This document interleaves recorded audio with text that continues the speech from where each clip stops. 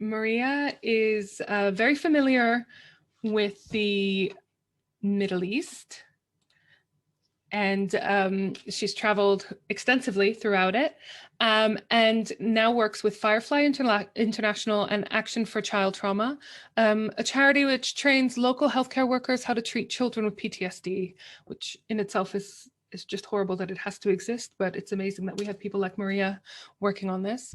So you work extensively as well as a project coordinator for Firefly International. I'll be posting links to it in the chat box in a moment, which provides educational and psychosocial support for Syrian children, as well as a humanitarian. Maria is an artist and uses the art and her creativity in her work with refugee children. And she has given us a link for a specific appeal for their work in Gaza, which I'll be sharing as well. So Maria, thank you so much for joining us today. We're really looking forward to hearing you talk, and I will pop back up in a bit when you're finished your presentation to do the Q&A. So over to you, Maria. You're on mute.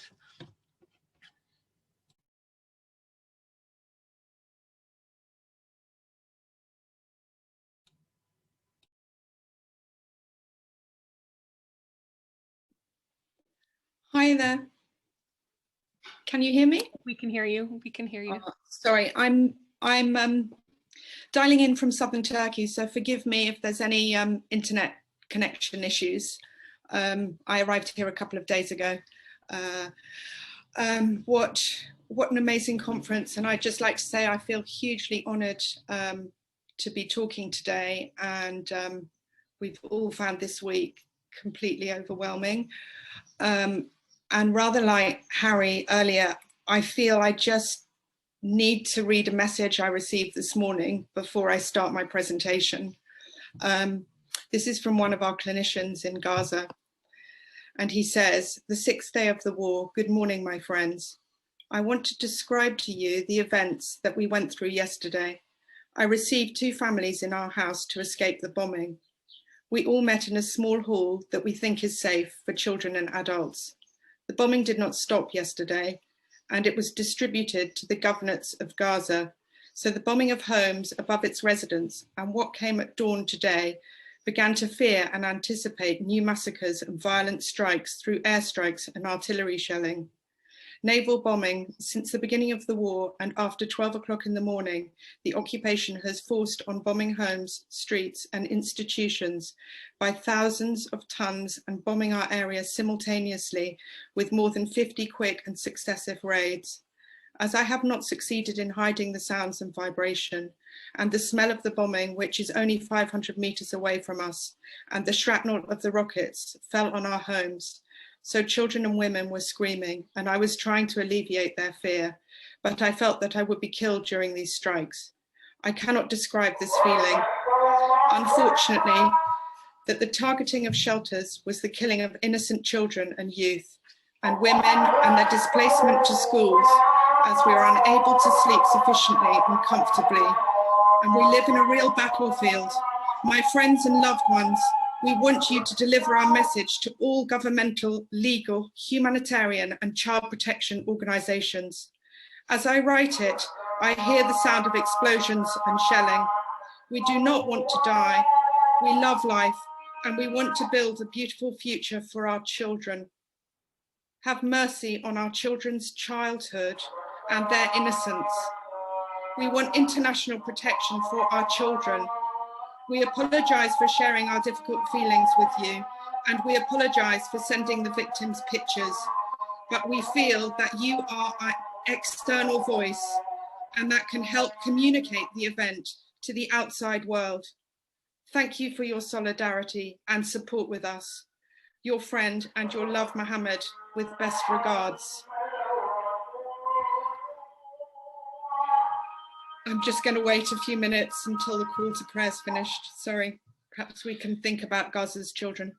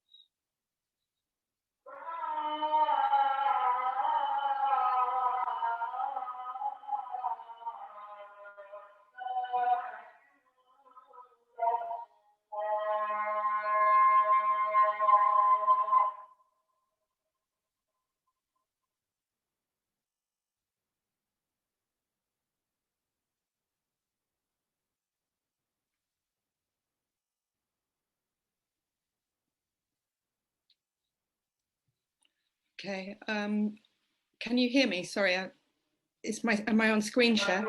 Yes, we can hear you. I think I'll start my presentation now. It's just the corona announcement, which will finish in a couple of minutes. I'm here in southern Turkey because I'm project coordinator for Firefly International. We have 3 projects, one in Bosnia-Herzegovina, which has been running for 20 years, one here in southern Turkey, which addresses the needs of Syrian children, and our partner project, of which we're partners with IMET 2000, with Dr. Colin Green, and with Action for Child Trauma International, with Stella Charman, who some of you know. I'm going to talk to you today about children and about how just to bring the focus to children and the effect of traumatic events on them during certain stages of development and what this means. We've had our project in Gaza. Initially, it was a pilot project for 6 months. We brought a clinician over to the UK. We tried to bring 2, but we managed to achieve to bring 1. And we trained him in the child accelerated trauma technique, which is a child-focused technique which processes PTSD and builds resilience in children. So Mohammed has set up a clinic in Gaza with his colleague Haytham, and they have been delivering treatment to Gaza's children for the last 1.5 years. And we've run interesting research into post-treatment, 6 months on, how the treatment has been effective. And basically, it is an art therapy-based technique which processes trauma and makes it stored, moves the trauma from the amygdala to the hippocampus in the brain. So that's a quick summary of the sort of work that we do. They also do a lot of support sessions for caregivers and awareness and psychoeducation for caregivers, which I think is very, very useful within the community. So I think the main point is that children express their distress in different ways to older children and adults, and we need to really listen to them and understand them.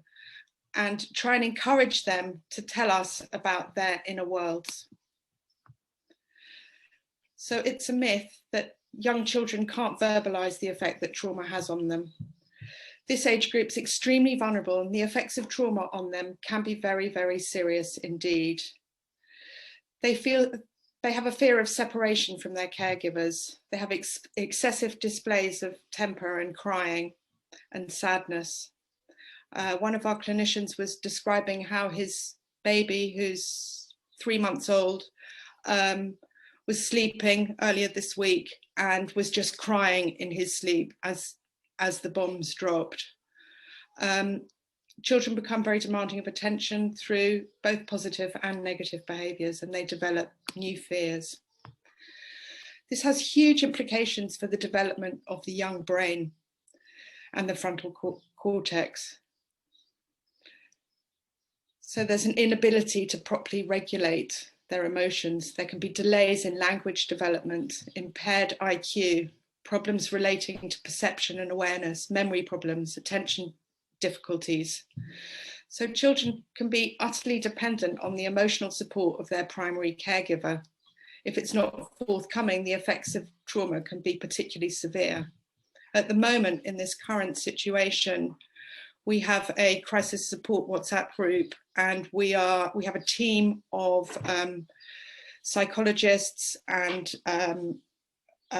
psychiatrists who are currently supporting our team on the ground in Gaza. We're all trained in verbal first aid, and it's kind of amazing that our Syrian psychiatrists and mental health care workers are supporting our team in Gaza at the moment. And we feel it's really, really important to provide that emotional support for our professionals, because they are in turn passing on by the minute support for the children that are around them. Young children. So the effect of trauma on children in this age group can result in traumatic play, developmental regression, feeling fearful, problems with sleep, loss of speech, bedwetting, constant concern for their own safety and safety of family members, a compulsion to retell the details of the experience, difficulties in concentrating, inappropriate guilt and shame, reckless behavior, aggressive behavior, and psychosomatic symptoms such as headaches and stomach aches. This is a photograph from last night in Gaza.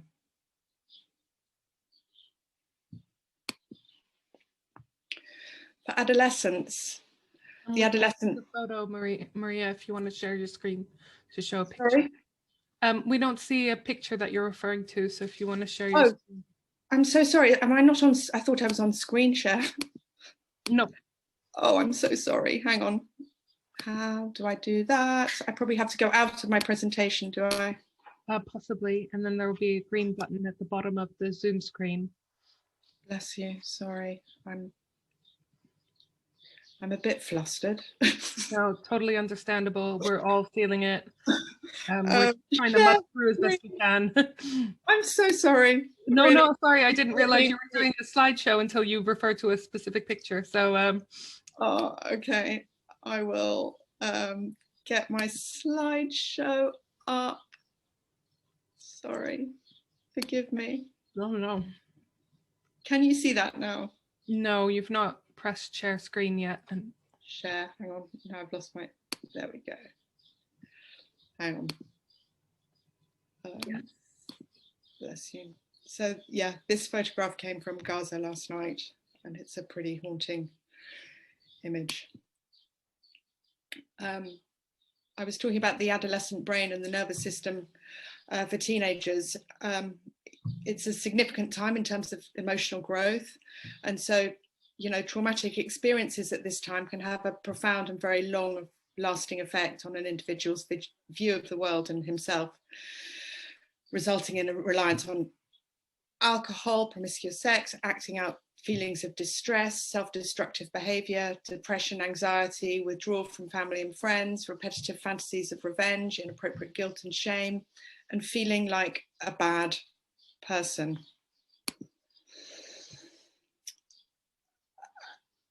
There was a very haunting thing that one of our clinicians sent us, which was this phrase, "We are alive in our bodies." And thank God our clinicians are alive in their bodies. But I look at this picture and I really think about the amount of work and long-term effects on these young children and this young community in Gaza. The lasting effects of PTSD, if it's not treated and processed, can be life-changing. And the point is that PTSD is treatable and it can be processed and resilience can be built. Our biggest resource in Gaza at the moment is our clinician Mohammed, who is trained in this technique, and we were due to train him as a trainer. In fact, next week, obviously that will be put on hold at the moment. We want to roll out this treatment because it's designed for children, and it really, really works and has been rolled out in Syria, Lebanon, Rwanda, Uganda, Liberia, all over the world. And we want this to be easily accessible to Gaza's children. Now it is even more important. And if you want more information about this, please look at Action for Child Trauma International's website. So to think that 17% of the Gaza Strip was bombed the night before last, and you know, people are surviving. I wanted to share with you these drawings that I received by WhatsApp this morning from one of our clinicians who is sheltering with a number of children. I think this shows, this is a child's voice coming out of Gaza today.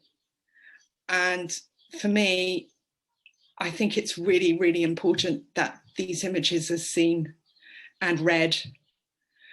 In fact, I sent these images to my local MP, for what it's worth, this morning with a letter. And I would just like to raise everybody's awareness about, not only about Gaza, about children who are affected by adult behavior in such a traumatic and sad and desperate way. So I would really like to leave you there, and I hope, I'd love to take any questions. Over to you. Thanks so much, Maria. You could just stop the share and then I will come back. Yeah, I think we're all just very affected by this. Sorry. The drawings you just showed, they reminded me of a study that I read back in the 90s, and I apologize, I can't remember who it was by, but it was a group of people that had asked children to draw pictures. They didn't tell them what to draw, just draw anything. And every single one of them, Palestinian children, drew something related to the occupation, to violence, to the soldiers. You know, when they should be drawing flowers and houses, right? And horses and whatever. So it was heartbreaking to see that that is still the case. You've had a lot of comments, obviously, just talking about how moving your talk was. And I'm just going through. I would like to ask, because I always find this super interesting. Well, first of all, we've had a couple of people asking if you wouldn't mind sharing your presentation with us later. So that'd be great. Thank you. We will be putting up the recordings around as well. You'll be, so you'll, you know, if you want to watch any of these presentations again, or if you've missed any, they will be up soon and you can share them. Please do share them. We encourage that. I've got a question from Mohammed Al Tawil, one of our speakers from earlier today. Thanks for your great work in Gaza and other areas. I just want to ask if your intervention, which you mentioned, can help young and old children for ongoing trauma and exposure to constant painful experiences. I'm aware about several trauma interventions for PTSD, not for ongoing traumatic stress disorders, OTSD. It's this technique is specifically to process single incident trauma. We also work with complex trauma and multiple incident trauma over time. So each child will work through a specific traumatic incident and process that. So if it's multiple trauma, they would work with one specific incident and then work with another. So the work that we've been doing in Gaza has been particularly interesting because we were interested in the level of resilience that has been built through processing PTSD. And it has shown that after 6 months of following treatment, that there is sustained processing. So it has stayed. So we don't know, following this week's events, where where we will be, where children will be. Before one treats, we need our children in a state of being hyper alert. We do not want to process trauma at the moment. There is active conflict going on. They need to be in a survival, they need to be in a heightened, have alert amygdalas in order to survive. That is our priority at the moment. Hopefully in time, we will start treatment again and start working. I know that in conflict zones, for instance, back in the day in Rwanda, this technique was used very, very effectively with long-term benefits. With the Syrian community, again, it has worked, but Gaza is such a unique environment. But the important thing about this technique is it is designed for children, with children, and it is child-led. So it's very children's rights-based approach to mental health. That's fantastic. We've got a couple of people asking, like Claire Fishman, Ian O'Dwyer, different versions of the same question. Would you mind if these images, the children's drawings in particular, whether they are shared on social media or, as you did, shared with MPs and organizations and so forth? Because I think that people have found that it's an incredibly powerful way to raise awareness of how trauma affects children in Gaza. I have permission to share these drawings, and I have asked for that permission. So I'll read the comment that I had about them. I asked children to draw what frightened them and what's going on inside them. So the result was that they were afraid of hitting our house and we were killed inside the house. They do not feel safe because there are civilian homes bombed and children have been killed. And there are ambulances and there are dead and wounded in the streets. And people flee in the streets with their belongings. This is what terrifies them and it scares them. What a sad and painful childhood. Yeah, that's, sorry, just very powerful and heartbreaking. I will say that I was really moved by how many other organizations you are in touch with and working with. That's fantastic. I think that's really important for us to all be communicating and liaising. And your initiative of the WhatsApp groups to help support each other was fantastic. I'd love to hear a bit more. How did that come about? We have a partnership with the Gaza Project, and the instant we first heard the news, our clinic was bombed, we decided that we needed to have a crisis support group. So we have a supervisor for our clinicians who's actually a Syrian supervisor based in Amman in Jordan. And so she was part of that support group. And we have trustees and and clinicians from all three organisations actively involved in that group. So we are receiving some pretty hard-hitting. It's important for our clinicians to be able to share what they're witnessing. A lot of what they're sharing is too much to share in the public domain. So we're editing, we've got professionals kind of supporting. We're very careful about what goes out on social media. Fantastic. Well, thank you so much for that, Maria.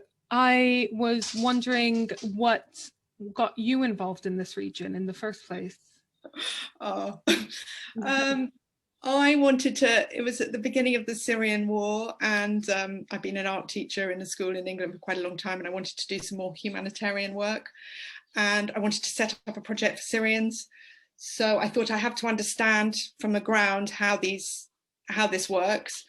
So I went to join Firefly's project that was running at the time in Nablus, which was Project Hope. We were supporting Project Hope in Nablus, and I went there as a volunteer, a bit older than all the other volunteers, and I worked in Balata camp, and I witnessed Israeli soldiers doing night raids and kids coming into my workshops who were traumatized, and I decided that I needed to go back to the UK and have some tools to be able to deal with this. And so I got a training with Action for Child Trauma International. And then I felt they were doing a lot of work in Africa, and I felt it was really important to get this work out in the Middle East. And I've been involved with delivering trainings. I'm not a professional mental health care worker, I'm a trainer. And so have been very involved in rolling out those trainings here in Turkey, in Lebanon, in Jordan, and in fact Liberia, and various Armenia, various places around the world where children are affected by conflict. And it's all about empowering local people to address the needs of their community. Thank you for that. We've got another question that's come in. The importance of training other people is just, it's so important, isn't it? Because of the fact, the exponential impact that you have as a result. So that sounds absolutely fantastic. We've got a question from Claire Fishman, which I'm glad she's asked because I would love to hear more about this. Could you explain a little bit more about how these trauma interventions are child-led? How does this work? And she says, thank you. Okay. We have a very rigid protocol that we work with. So we create even the working space where children are working. We get them to define where they think the safe space is. So for instance, when I was working in Nablus, I was working on the street with a child. That's where he felt safe. So it's right from the very, very beginning. We then get them to tell their story from one safe place before the event happened to the place where they realized they were alive again. And they define those spaces themselves, and they tell their story themselves. There's no prompt from adults. It's completely child-led.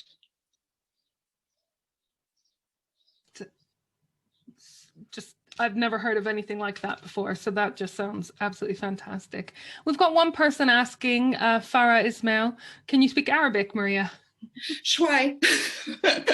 I can speak conversational Arabic. It's been very important for me working with the Syrian project here, and I really want to learn. So any help, please. Well, I would love to help you, but your Arabic is probably better than mine, and I'm actually Palestinian, so well done, Mabruk to you for that. I'm going to thank you so much for that. That was just very moving, and I think we're all going to need a lot of time to process everything we've heard today, because it's just been a lot of new things, a lot of amazing initiatives. I'm going to bring Martin Kemp back. Can I just say thank you very much to everybody? Oh, well, thank you very much. And we will see you soon. I'm bringing Martin Kemp back because he would like to speak before we have a quick break. So thank you, Maria.